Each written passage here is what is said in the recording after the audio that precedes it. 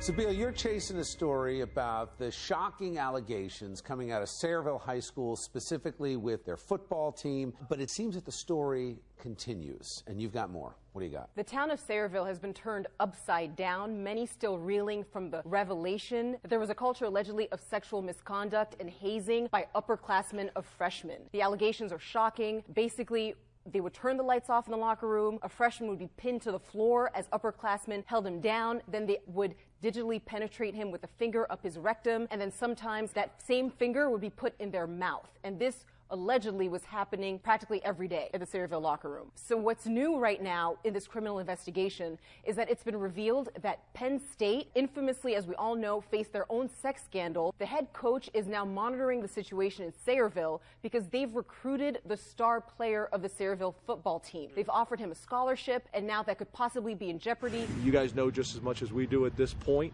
We're waiting to hear. So to dig further into the situation at Sayreville High School, I spoke to former Morris County Prosecutor Bob Bianchi about what's going on in the mind of prosecutors in a case like this. This is the kind of case that a prosecutor is going to be all over. It implicates a number of laws and the safety, health, and welfare of our children. And so you can be assured, because of the widespread nature that's being alleged and the seriousness of these allegations, is going to be taken extraordinarily serious by the county prosecutor.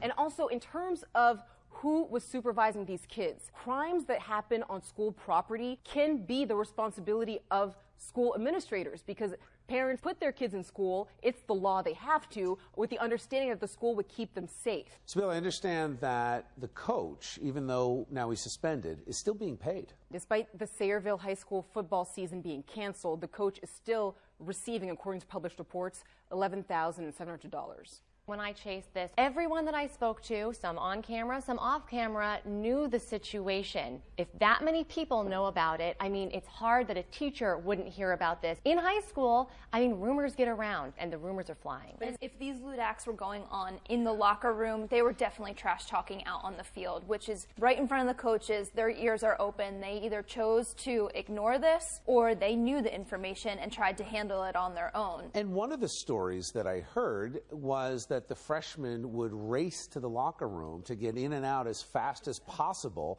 for fear of potentially being hurt afterward. I mean, it's sad to me that this kind of thing would be exposed in New Jersey first, of course, right? But justice needs to be served.